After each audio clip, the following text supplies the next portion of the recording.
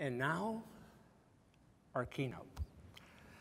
To many of us, Dr. Keith Devlin is a contributor to the Huffington Post, or he might be the math guy that you listen to on the weekend on National Public Radio.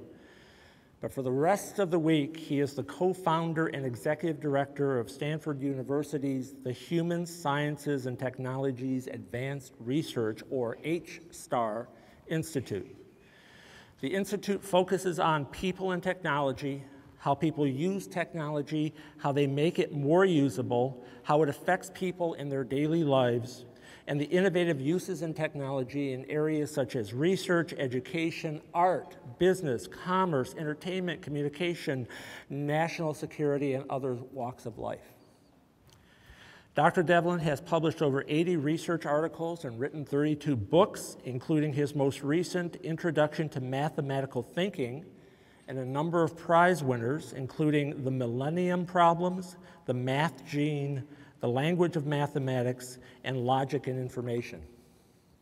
In 2011, Keith published 2 books that expand on his presentation that he will give to us today. They are The Man of Numbers, Fibonacci's Arithmetic Revolution, and Leonardo and Steve, the young genius who beat Apple to the market by 800 years. In its book description for The Man of Numbers, Fibonacci's Arithmetic Revolution, Amazon writes, and I quote, "One of the great math popularizers of our time, Keith Devlin recreates the life and enduring legacy of an overlooked genius, and in the process makes clear how central numbers and mathematics are to our daily lives.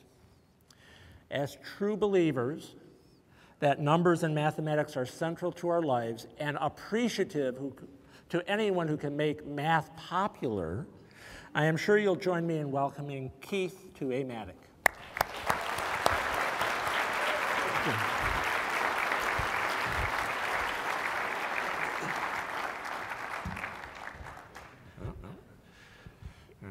Okay, thank you. I gotta find it. I'm in there somewhere. No, don't do that one. Which one? That's Kindle. That's Kindle bouncing around. Okay, now you know what I'm reading right now. Bruce Schneier's Outliers. I'm here. I think that's me. That's me. Missing link. Okay. And we're up. Thank you. Yes, just as a reminder that everything in life is relative, I was actually supposed to be on NPR, at least my voice was supposed to be on NPR this morning, talking about my experiences giving one of these MOOCs. Well, I've just finished a course of 64,000. If you think you have it hard with a class of 30,000, I've just taught 64,000. So it's a little bit different. But I was supposed to be on the radio. I'd recorded a piece about the MOOC a few days ago, but then General Petraeus resigned and I got bumped. So it's a reminder that mathematics may be important, but if you have a story about spies, sex, national security, mathematics tends to disappear. So people have their priorities, and we rank somewhere beneath sex, spies, and scandals, and high politics. Okay, so let's go back to this guy. This is the talk I'm going to be giving. If you want to know roughly how long before you can get to the bathroom, it's about 30 minutes. Okay, it's really about the spread of arithmetic. At least that's how I'm going to begin the story.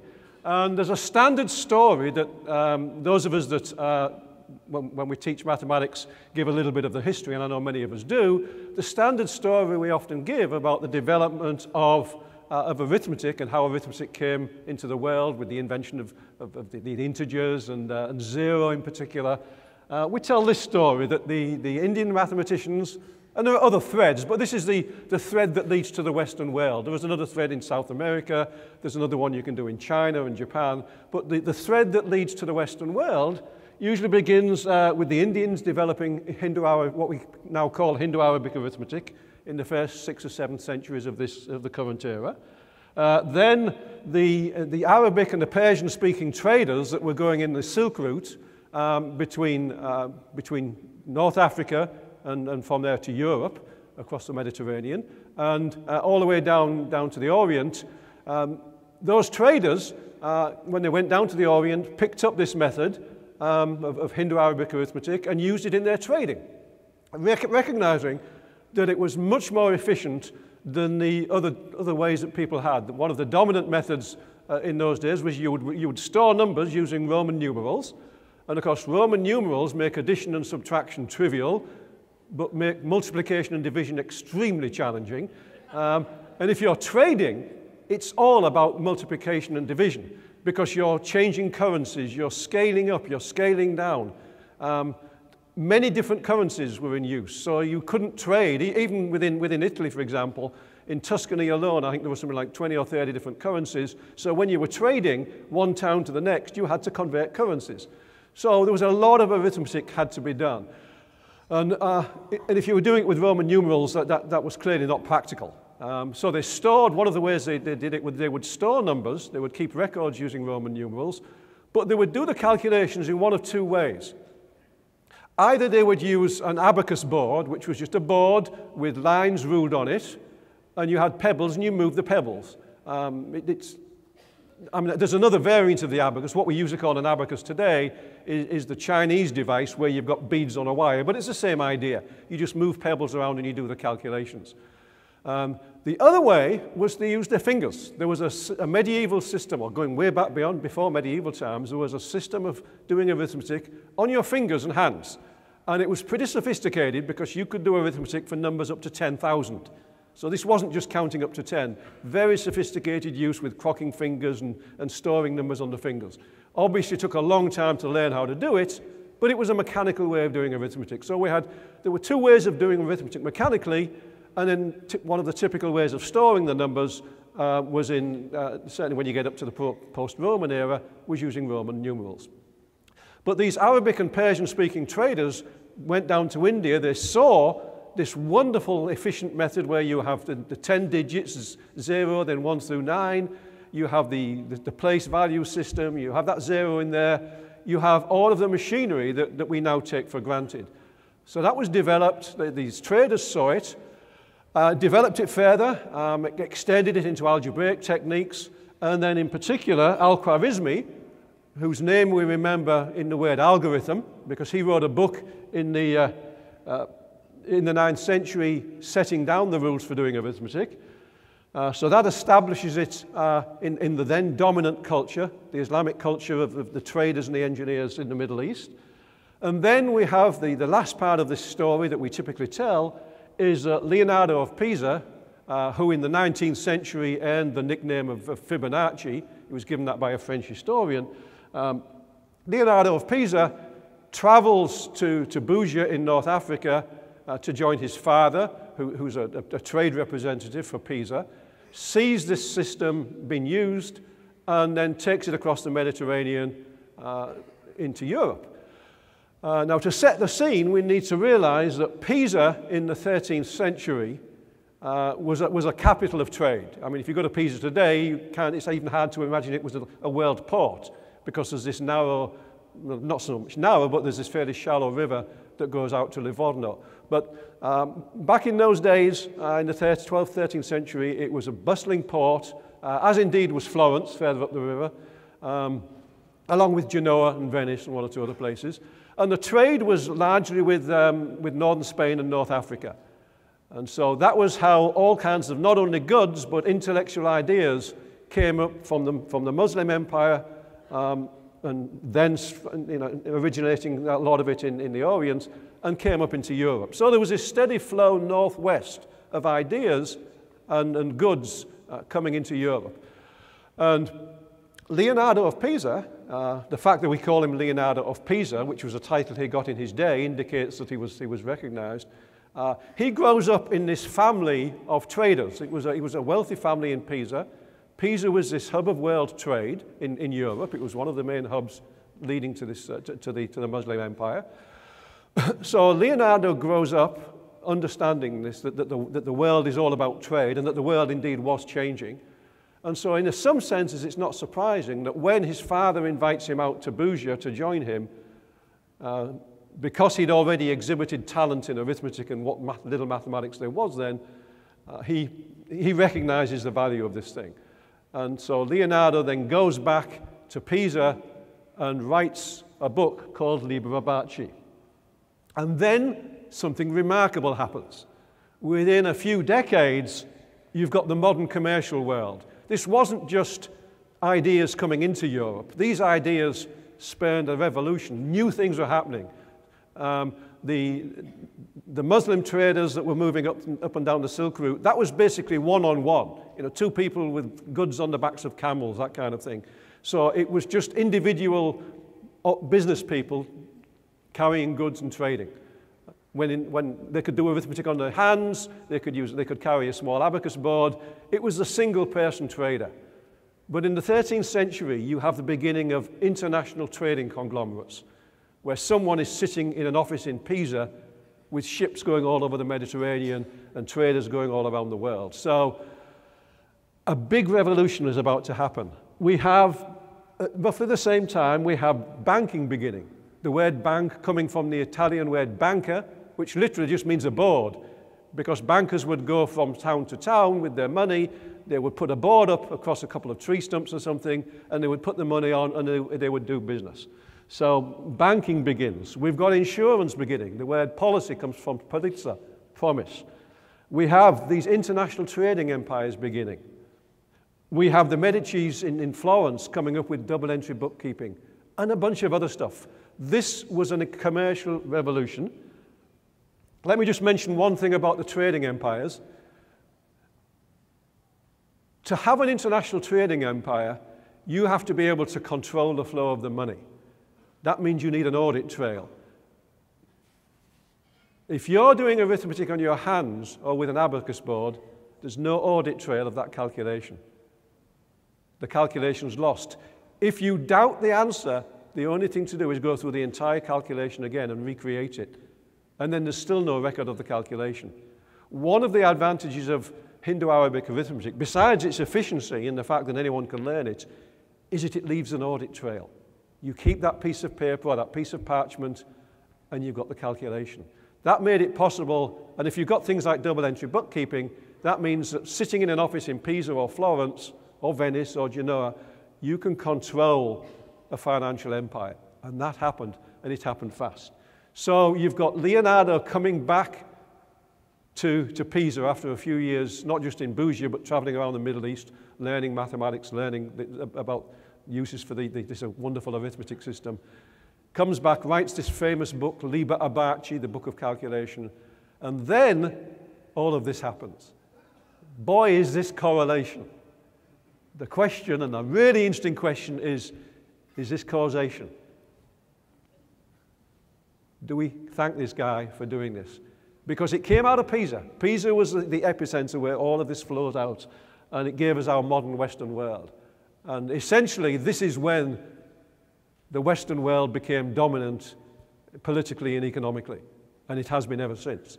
So this was a turning point in the history of humanity. And can we give this guy credit for it? Now, no one person ever gets credit for everything, but is this person an iconic figure? Is this another Kepler, a Newton, an Einstein, an Archimedes? Is this someone whose scientific mathematical work changed the course of history? There was certainly pretty strong circumstantial evidence, part of which was the correlation. Okay. There are certainly modern scholars who think that Leonardo really can be thanked for it, because in 2002, which was actually exactly 800 years after Leonardo brought out his book Liber abbaci, an English translation was published. And that's how people like me, I actually can read Latin, but it's very painful. And until that was available, if you wanted to read Leonardo's book, or any of his books, you had to read Latin. But an English translation came out. And let's just see what this guy says, because he really lists some remarkable things. So this is William Gertzman. He's a professor of finance and management studies, director of the International Center for Finance at Yale University. Let's just see what he says. The 500-year period following the appearance of Liber abbaci, by the way, Liber abbaci is not misspelt, there are two B's, because this is not the book of the abacus. Abacus is typically spelt with one B. Leonardo, turns out, is actually a very savvy business person with a good sense of marketing. He knew hundreds of years before literary agents tell authors like me today that if you want to sell a book that's going to catch people's attention, you have to invent at least one new word. or change the spelling. He changed the spelling, okay? And he called it with a double B, and that means it's the book of the non-abacus, or more precisely, it's the book of calculation. So, the 500-year period following the appearance of Liber abbaci saw the development in Europe of virtually all the tools of financial capitalism that we know today. Share ownership of limited liability corporations, long-term government and corporate loans, liquid and active international financial markets, life insurance, life annuities, mutual funds, derivative securities, and deposit banking. Many of these developments have their roots in contracts that were based on the mathematical analyses Leonardo introduced to Western Europe through Liber abbaci.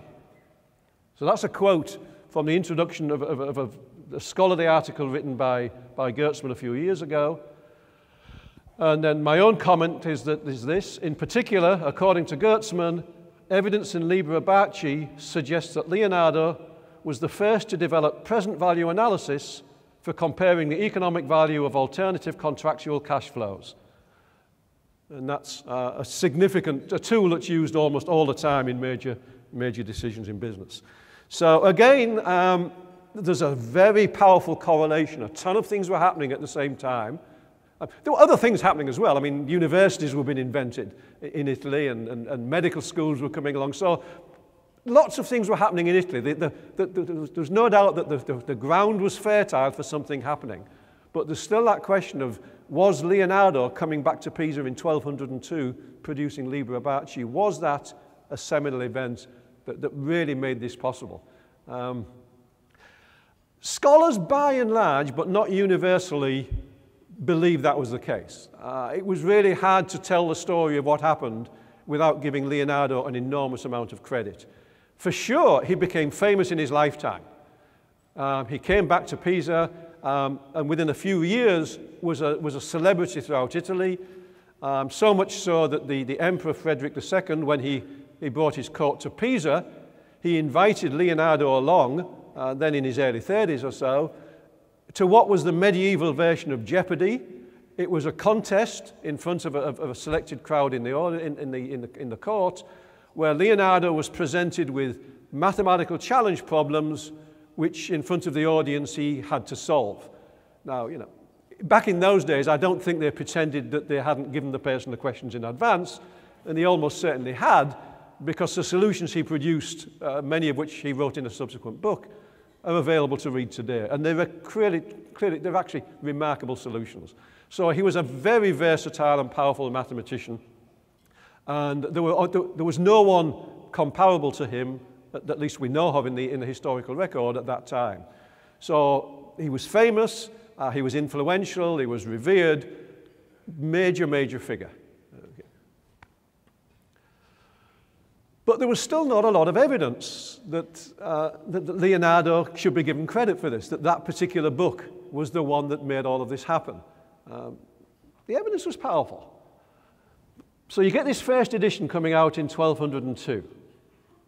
Then, quite a bit of evidence in favor of giving Leonardo the crown for having made this thing happen was the discovery in the 1960s of a whole collection of what are now known as abacus books, books of calculation. And here's what happened. Here's the story we think happened, and I'm going to spend the rest of my time putting substance to this idea. But this theory has been around a long time. It was that Leonardo brings out this book, and Liber abbaci is a huge book. The English translation is over 600 pages of very small font. There are some moderately original manuscripts, but there are some 13th century manuscripts of Liber abbaci, none of them in Leonardo's hand, but at least a couple of them probably written, if not in his lifetime, then very shortly afterwards. I've actually had in my hand 2 of those manuscripts. It's quite remarkable to hold in your hand a manuscript from the 13th century that was probably responsible for the Western world. But you can do that kind of thing. At least you could until I've brought out a book that's made it popular, and they're probably wishing I'd never written the book now. But a few years ago, very few people asked to see these manuscripts. Okay.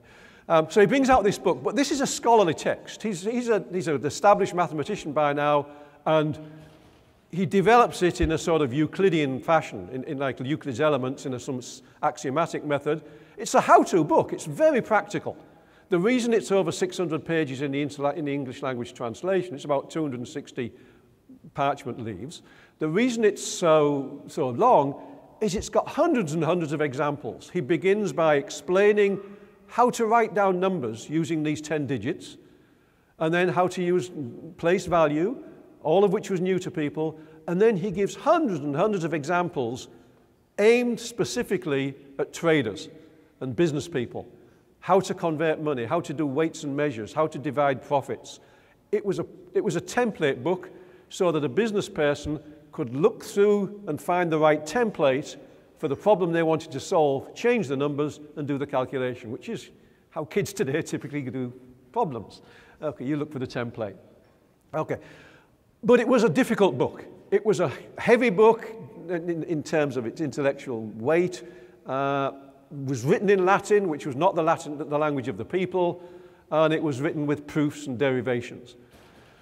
So it was obvious that none of the traders who quickly picked up, and the bankers who quickly picked up these methods, none of them did it by reading Liber abbaci, that's for sure. But what was discovered in the 60s was what turned out to be hundreds and hundreds of handwritten, shorter versions, sort of Hindu-Arabic arithmetic for dummies, if you like. Learn it yourself, written in vernacular Italian. All handwritten, of course. These are all handwritten copies. There's around 250 of these have survived. Now, these very often didn't have an author's name. They weren't dated. They were just written, probably people, I mean, if you wanted to learn this, what you would do is you would get hold of a manuscript that someone you knew had, you would make a copy yourself, and then that would become your reference book. So you would basically write your own reference book. So if 250 of them survived, so these were not valuable manuscripts, we can extrapolate that there were probably thousands of these things written. Because within a few years of Liber abbaci being written, you get all these hundreds and hundreds of books going out all across, fanning out from Pisa all across Italy, within a few decades covering the whole of the country. And given that Twitter hadn't been invented, this is a pretty fast growth rate. These are handwritten manuscripts. It could take a year to copy a manuscript like Liber abbaci. These could have been done in a month or so because they're much shorter. But there were hundreds of them. There was one that we know before 1300. I'm going to come back to that one. But then there were 8 in the next 25 years. Then there were 10, then there were 6. And these are the numbers that survived. Almost certainly this was just a steady growth. But in terms of survival, you get this period where they're growing so that in 1476 to 1500, you get 66, and then suddenly the record drops. Now, it's pretty clear why the production of these books stopped, because the printing press was invented, and people no longer needed to do that. In fact, it's worth noting that so great was the demand for learning arithmetic, because that was the key. This was the world's first personal computing revolution. Just as the personal computer that we know changed the world by making it possible for all of us to just set up in business for ourselves, to do whatever we want. Where I live in Silicon Valley, I'm surrounded by people who became millionaires by using that device. This was the key to a better life. The same was true in Italy in the 13th century. If you mastered arithmetic, you could set up in business for yourself. You didn't have to have that expertise. You could do it. You could become a business person. And the people were eager and hungry to do that. So there was a huge demand for these abacus books. People were writing them. And then when the printing press comes along, within something like 6 or 7 years of the Gutenberg Bible being printed, the first arithmetic book gets printed. One of the first ever books to be printed was a Teach Yourself book on arithmetic. That was published just outside of Venice, in the little town of Treviso, just west of the airport outside of Venice. And it's actually now known popularly as the Treviso arithmetic. So huge demand for this stuff. People were desperate to get hold of this secret to a better life, Hindu-Arabic arithmetic. And so you get this rapid growth, and then you get the printing press coming along. Okay. There were also, at the same time these books were being produced, there was this growth, this explosive growth in abacus schools, evening schools and day schools where not only kids but adults could go and learn how to do this stuff. It's believed, or at least it's surmised, that Leonardo himself set up one of these schools in Pisa. Not known for certain, but people are, just by the circumstantial evidence, that seems likely. The first one that we know of was actually in Verona in 1294.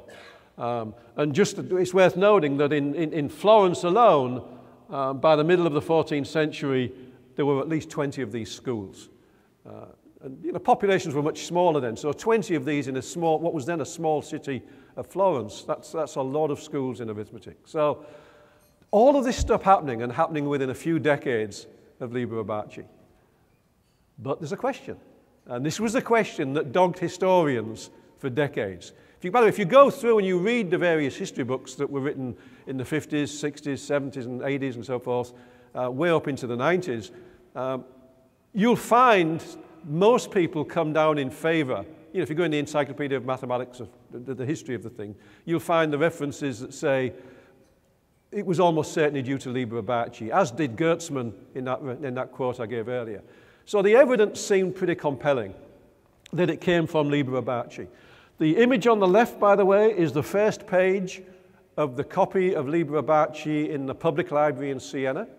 That's one of the two manuscripts I held. It is a public library book, so you can go in, and so long as you show your identification, they will bring the book to you and let you look at the book. At least they did until recently. It is a public library, and it's a public library book with a public library reference. You can't take it out, but you can look at it. There are only 3 complete manuscripts in existence, and this is one of them. One's in Florence and one's in the Vatican Library. And then there's about 8 fragmentary copies, and that's the entire historical record. The circumstantial evidence is strong because until Liber Abbaci comes along, there's nothing written about Hindu-Arabic arithmetic in the Western world. And then all of a sudden, you get this book, and then a lot is written. So you've got this sudden growth. So that was the first thing that they did. There were books and there were things that talked about Hindu-Arabic numerals. The numerals have been floating around Europe for at least a century. But Hindu-Arabic arithmetic, a recognition of the power of place value system, that the first time that was introduced into Europe was Liber Abbaci. Okay. So in terms of content, almost everything in the abacus books appeared in Liber Abbaci, with one exception that I'll come back to. There was something in the abacus books, well, I'll tell you what it is. It was geometry. Most abacus books, or many of them, included a chapter on geometry. There's actually nothing on geometry itself in Liber Abbaci. There are some geometrical methods for solving arithmetic problems, but Leonardo wrote another book about geometry. So other than the fact that geometry wasn't in Liber Abbaci, everything else was in Liber Abbaci. So that's, the circumstantial evidence is strong, but here was why people had doubts. You look at all of the different abacus books, and people were just copying from each other. In some cases, you can sort of just by looking at the way the language changed and how errors occurred, because people made errors as they copied. When people were copying it, they were still learning the subject, so they would often make mistakes, and so arithmetic mistakes tended to go in. And just by following the arrow of time, or reverse engineering the arrow of time, you could see the order. So it's possible by looking at the different manuscripts to figure out which ones were copied from which ones. When people made copies, they usually put it in terms of the local currency, so we can identify where it was written. And by knowing what the values of the currencies were at the various stages, and looking at the numbers they put in the problems, they made the problems current, they made the numbers meaningful. We can date them. Even if the author hadn't put a location and a date, historians have managed to put locations and dates on them by the fact that they put currencies in and so forth. So there's a lot of sort of basic literary forensics has been able to catalogue how these things grew. And so we know the historians can trace the threads of the ideas, and people were copying from each other.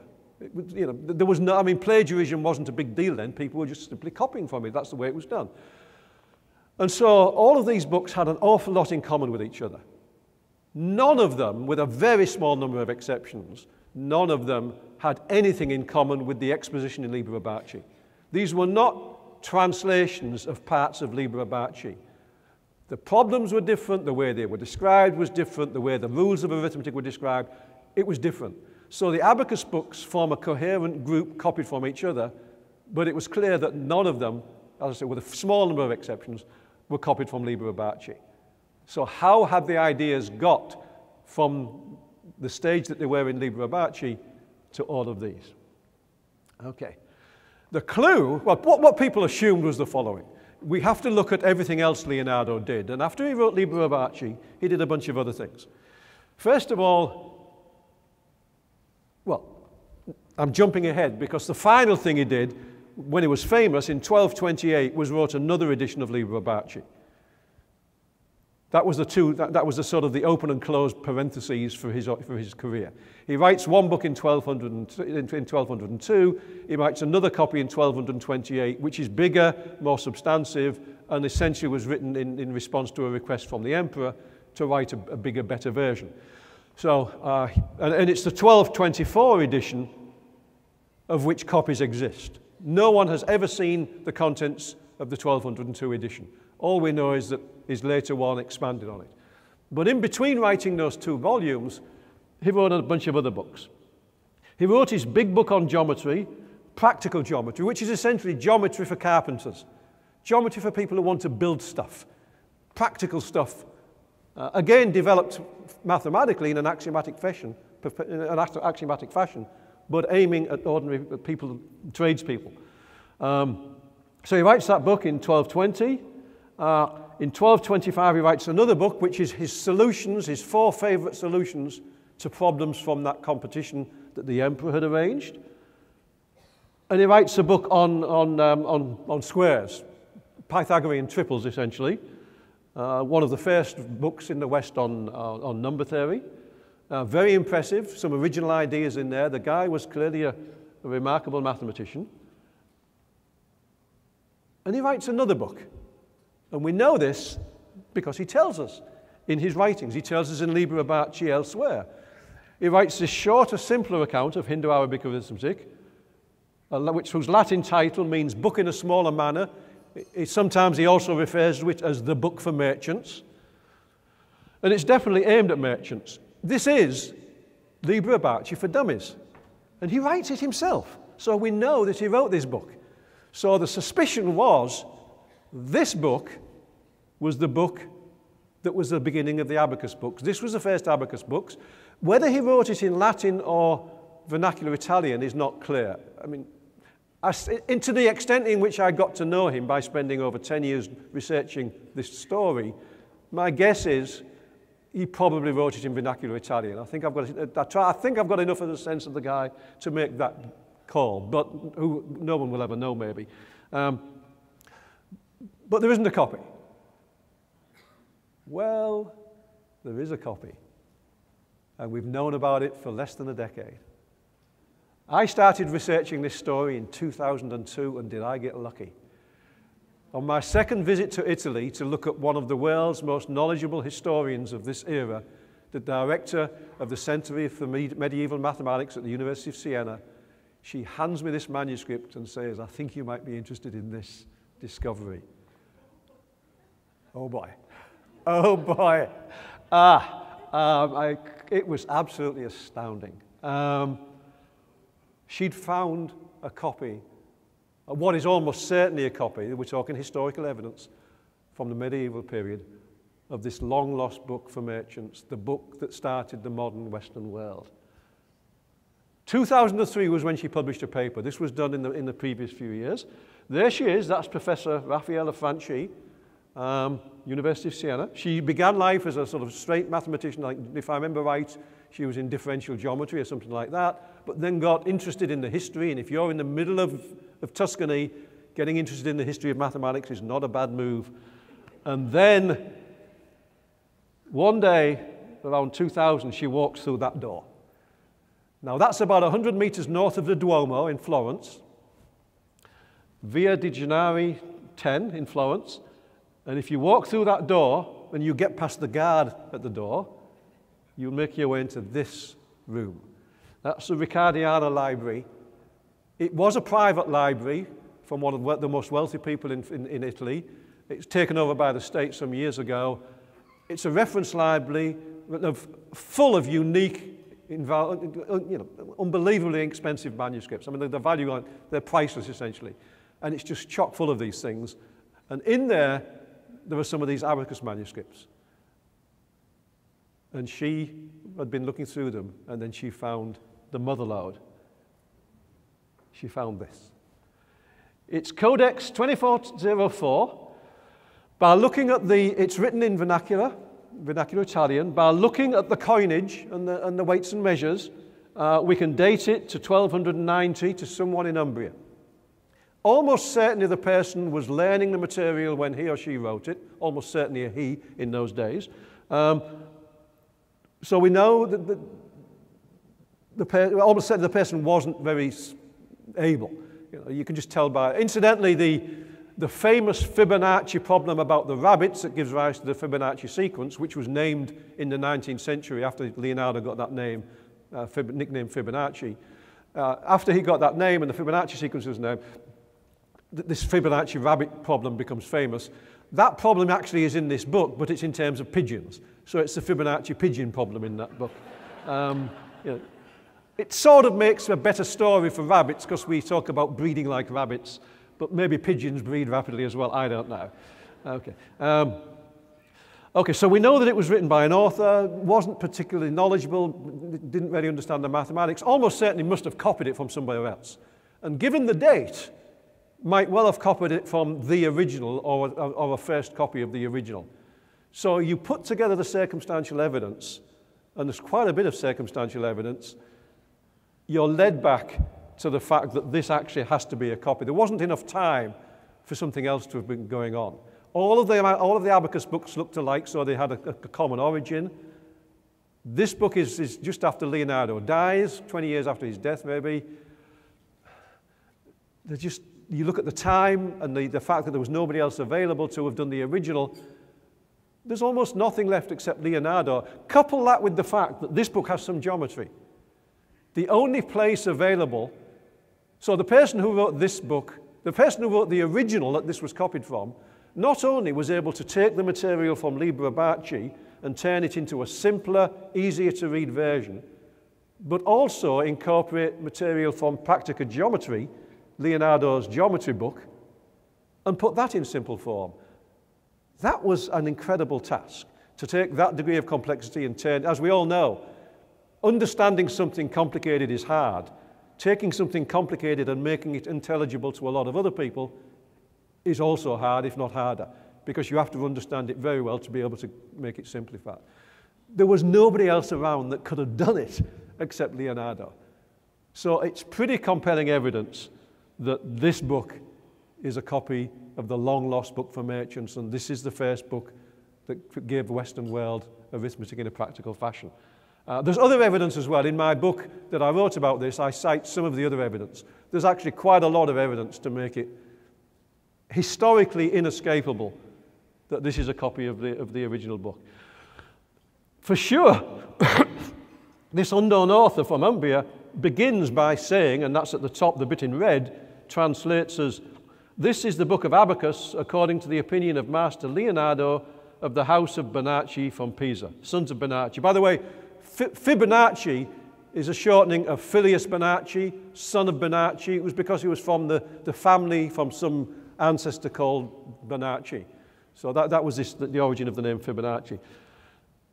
That, however, doesn't itself suggest that it was copied from him. Everybody, almost all of these people wrote this at the beginning. It was names dropping. You were an unknown person writing this book. You just sort of said, this is the words of the great master, Leonardo. So the fact that people wrote that doesn't indicate that they necessarily copied him from him. In fact, they were still writing this 300 years later, and they would almost certainly have never seen a copy of Leonardo or know who he was. So it was just one of these things that people wrote. It was a standard piece of stuff that you put at the beginning. And then they made it into a particular version for their local district. So now we know the story. We have Liber Abbaci, Leonardo himself writing a simpler book for merchants, that book leading to the many hundreds of abacus books, of which that's one of the abacus books on the right. That one actually sold in Christie's last year for, I think, $1.5 million. Let me just show you some images, because when I was doing this research, and it was a 10-year project to find this story, it was well known to the historians in Italy, but they didn't think anybody else would be interested. Hey, this is the Western world. This is the Siena Manuscript with tables laid out, beautifully written. Interesting to note that the mathematics was in the margin. Interesting fact is, in those days, in the days of handwritten manuscripts, you wrote everything in words and you used the symbols as illustrations. The reason being, it was going to be copied by hand. Many of the scribes, often by monks in the monasteries, the scribes didn't know the mathematics. They would make mistakes in the symbolic stuff because they didn't understand it. But you wrote it in words because that was a sort of an that was almost error correcting codes. People would understand the words, so if you wrote it in words, the chances are you would get a good copy, and you would just leave it to the gods that the symbols would be written. With the printing press, that flipped. With the printing press, mathematics became the symbolic stuff, and the words explained the symbols. But before the printing press, mathematics was in the words, and the symbols illustrated the words. So you find the symbols in the margins, and everything written out in longhand, with the numerals written in red. The Hindu-Arabic numerals were always written in red. That was fairly traditional. Here's the manuscript in Florence. Essentially the same contents. I mean, some of the words change. Has a different look to it, but there's that same table in the Florence manuscript. When I was doing the research, I couldn't get to see the one in the Vatican Library because the Vatican Library was been under reconstruction and the library was closed. I'm hoping to go back there and take another look. This is that Riccardiana manuscript.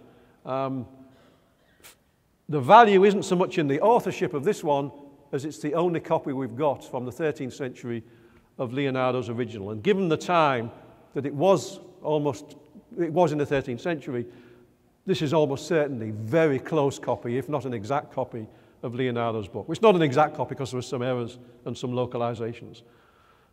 But that's what the thing looks like. And there's bits of geometry and things thrown in. Okay. When I was doing the research on this story, I began by doing research as a scholarly book. But once I realized this was a big story, this was like Longitude, Dava Sibel's book about it. This is a big story. So together with my agent and publisher, we decided instead of writing the scholarly book, which I'll eventually publish some stage, we'd write a much shorter book called The Man of Numbers. And so that's the book I wrote about the story I've just told you, all the way beginning in India and then through to the discovery by Franchi, with more evidence than I've had time to talk about today.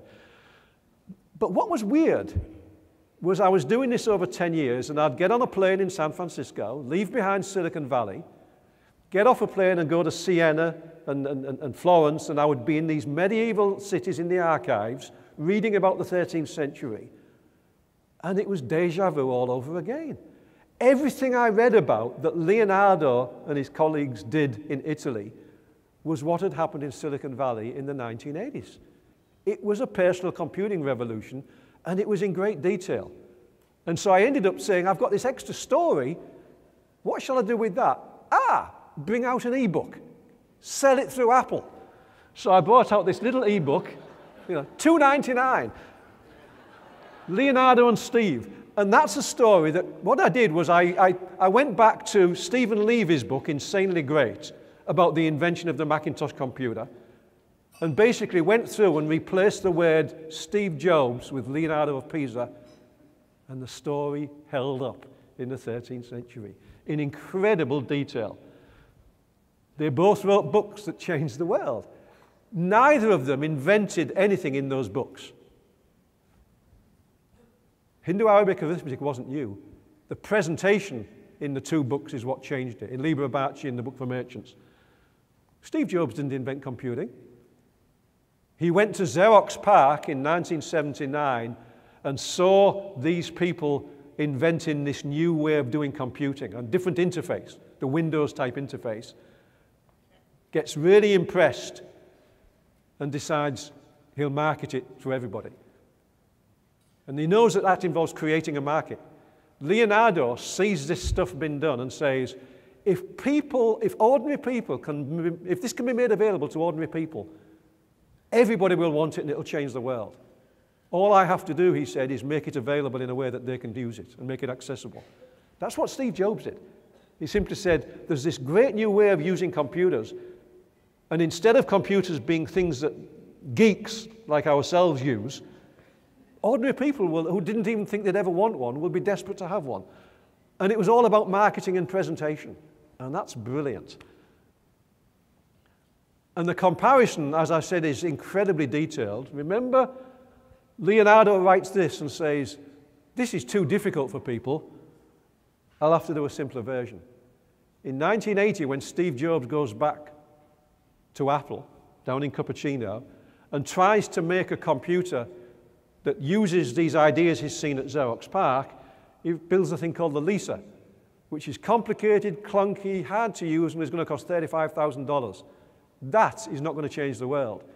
So what does he do? He makes a simpler, easier version that will change the world. It was marketing. It's not enough to have a world-breaking idea if you can't present it in the right way. So, you know, it's not uncommon for people to sort of dismiss marketing. But great ideas on their own don't change the world. It's a great idea that's got to be presented well. And what Leonardo has that Steve Jobs had is that they not only could see something was powerful, but they were able to market it and present it in a way that made everybody else recognize that it was powerful. And within a few years, get to the stage where people couldn't imagine what life was like before it. And everyone in this room has experienced that revolution to some extent. Some of us have experienced the entire revolution. And so we can empathize. Isn't that strange? I mean, things were a bit slower in Leonardo's time. It took many decades. But it was the same revolution. We know what it must have been like in 13th century Italy. We know the feverish activity and that sense of optimism and change that must have been going on because we've lived through it. So if you want to read the stories, the books are there, and I hope you enjoy the rest of your conference. Thank you.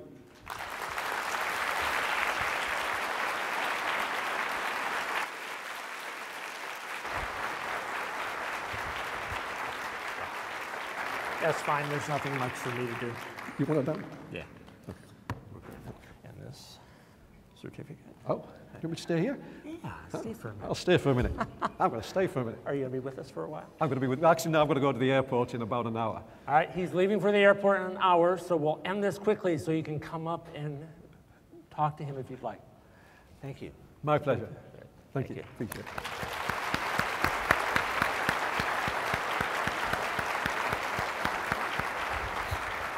Just a few items to wrap up, and then we'll send you off for the rest of the conference. I was told that if you want more souvenirs, they ordered extra water bottles, so they are available in the hospitality room if you would like some. And you're probably waiting for the foundation drawing, which is the magical drum. So far at the conference, you have donated, this is just at the conference now, $14,994. Very good. And this drawing is going to be for the 4 nights in Anaheim.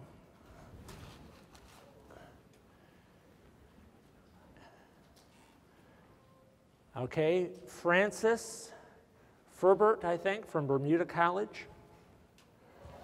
Congratulations.